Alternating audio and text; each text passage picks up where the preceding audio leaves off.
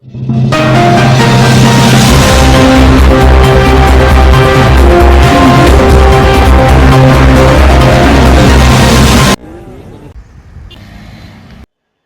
Bhim 99 news కి స్వాగతం. కట్టుకున్న భార్యలు భర్తను పెట్రోల్ పోసి నిప్పండించిన ఘటన నిజామాబాద్ జిల్లా భీమ్గల్ మండలంలో దేవక్కపేట్ గ్రామంలో ఈ రోజు ఉదయం సుమారు 10 గంటల ప్రాంతంలో మాలావత్ మోహన్ అలియాస్ బ్యాన్ మోహన్ ఇద్దరు భార్యల చేతులు హతమయ్యాడు.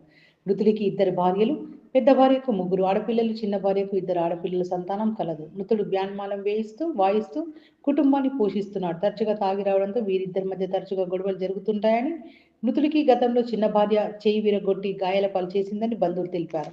మృతుడి అక్క మీడియాతో మాట్లాడుతూ భార్య భర్తల మధ్య తరచు గొడవలు జరిగేవని, మొదటి భార్య ఉండగా మళ్ళీ రెండో భార్యను చేసుకున్నాడని, చిన్న భార్య వచ్చినప్పటి నుండి ఎప్పుడు గొడవలే కొనసాగుతున్నాయని, గతంలో చేయి విరగొడితే రాడు వేయించుకున్నాడని, అప్పుడే చంపేస్తానని బెదిరించిందని, నిన్న రాత్రి మానాల గ్రామంలో బ్యాన్ని ముగించుకొని ఈ రోజు ఉదయం వచ్చి అలసిపోయి ఇంటి బయట కుర్చీలో కూర్చున్న అతన్ని రోజు పెట్రోల్ పోసి మరీ చంపిందని ఆరోపించారు.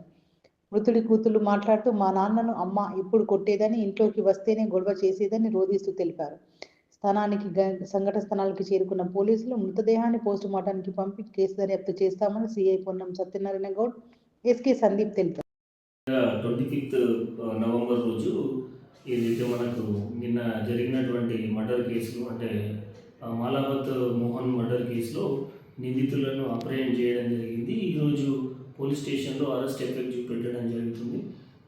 దీనిలో భాగంగా వాళ్ళను ఎవరైతే కవిత, సంగీత అంటే మొదటి భార్య మరియు రెండవ భార్య ఇద్దరిని అరెస్ట్ చేసి మనం ఆనరేబుల్ కోర్టులో ప్రొడ్యూస్ చేయడం జరుగుతుంది. ఈరోజు వాళ్ళని అరెస్ట్ కూడా ఇప్పుడు ఎఫెక్ట్ చేస్తున్నాం. ఇప్పుడు రిమాండ్ కూడా కంప్లీట్ అయిపోతుంది.